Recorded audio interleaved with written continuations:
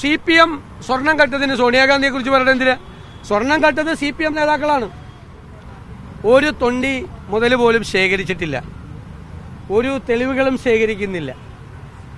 അപ്പോൾ 2 ലക്ഷ്യമാണ് മുഖ്യമന്ത്രി CPMനുള്ളത്. ഒന്ന്, പ്രധാനികളായ ആളുകളിലേക്ക് അന്വേഷണം എത്താതിരിക്കുക. മുൻ ദേവസ്വം മന്ത്രിയിലേക്കും ഇപ്പോഴത്തെ ദേവസ്വം മന്ത്രിയെയും ഇതിനകത്ത് നിന്ന് രക്ഷപ്പെടുത്തുക. രണ്ടാമത്തെ കാര്യം, ഇപ്പോൾ ജയിലിലായ 3 CPM നേതാക്കന്മാരെയും പുറത്തു കൊണ്ടുവരിക. ഈ കേസ് അന്വേഷണം തെളിവില്ലാതെ അവസാനിപ്പിക്കുക.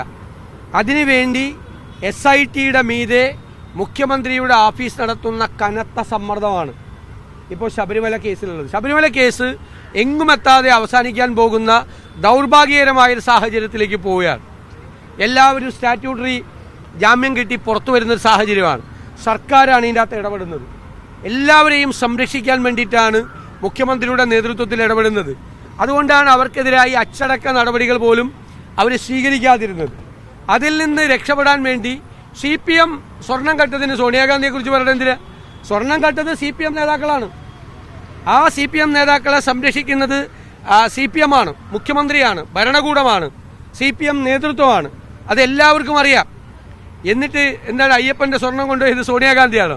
അപ്പോൾ സോണിയാഗാന്ധിയെ മനഃപൂർവ്വം വലിച്ചഴിച്ച് പ്രിയങ്ക ഗാന്ധിയുടെ വീട്ടിലേക്കാണ് BJP മാർച്ച് നടത്തിയത്.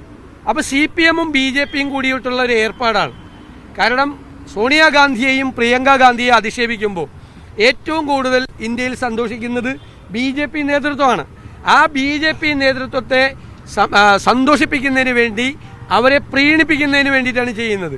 ഇവർ പ്രിയങ്ക ഗാന്ധിയുടെ സോണിയാഗാന്ധിയുടെ പേര് പറയുമ്പോൾ BJP, പ്രിയങ്ക ഗാന്ധിയാണോ അയ്യപ്പൻ്റെ സ്വർണം കവർന്നത്? പ്രിയങ്ക ഗാന്ധിയുടെ ഓഫീസിലേക്ക് വയനാട്ടിലേക്ക് മാർച്ച് നടത്തിയാണ് BJP. CPM നിയമസഭയിൽ വന്ന് മന്ത്രിമാരുൾപ്പെടെ ആവർത്തിച്ച് അവരെ അധിക്ഷേപിച്ച് സംസാരിക്കുകയാണ്. ഇത് BJP നേതൃത്വത്തെ പ്രീണിപ്പിക്കുന്നതിന് വേണ്ടിയിട്ടാണ്.